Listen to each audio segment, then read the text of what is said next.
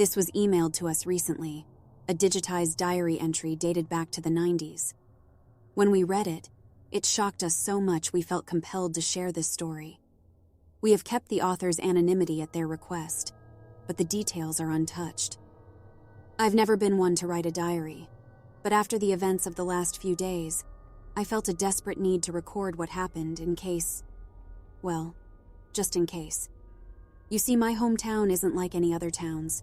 It's been abandoned almost overnight. Imagine waking up and finding your entire world as you know it, empty.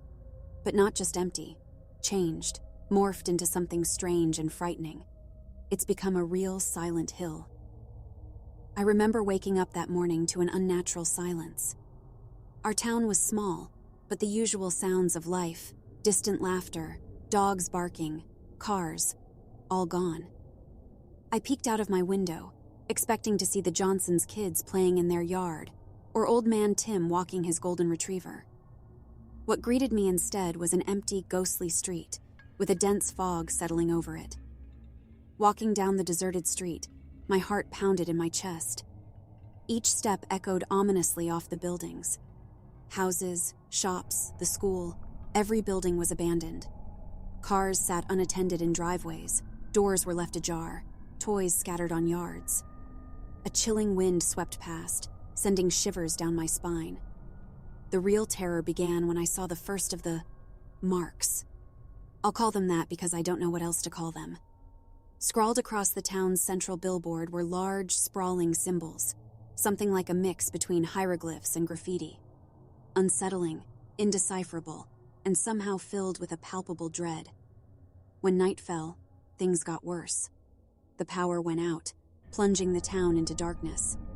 I tried to leave, but the roads leading out were obscured by that impenetrable fog. And then, I heard them. Faint whispers, seemingly carried by the wind. I couldn't make out the words, but the tone, it was pleading, terrified. I holed up in my house, hoping that this was all just a twisted nightmare I'd wake from. But when dawn broke, the town was still deserted, and the whispers had grown louder. Deciding to investigate the source of these sounds, I followed them to the old abandoned factory on the outskirts of town. The whispers seemed to grow louder, and I could finally make out the words. They were begging for help. I stepped inside, my flashlight barely piercing the darkness. In the chilling gloom, the factory was a labyrinth of rusted machinery and broken-down assembly lines. Then I saw them. More symbols, eerily glowing on the factory walls. The glow pulsed with a rhythm, like a heartbeat, the room growing brighter then dimmer, each pulse sending waves of fear down my spine.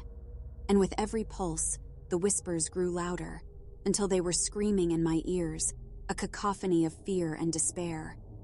Suddenly, the factory machinery roared to life, the grinding of metal on metal echoing in the eerie silence. I spun around in terror, my flashlight illuminating a tall, grotesque figure emerging from the shadows. Its eyes, those glowing, haunting eyes, stared back at me as it advanced steadily. I ran for my life, the figure's heavy footsteps echoing behind me. I could hear it whispering my name, its voice a guttural growl that froze my blood. I barely made it back home, the whispers and the figure's footsteps echoing in my head long after I'd bolted the door. I'm writing this now, huddled in my home, the only light the glow from these haunting symbols that have appeared on my own walls. The whispers haven't stopped.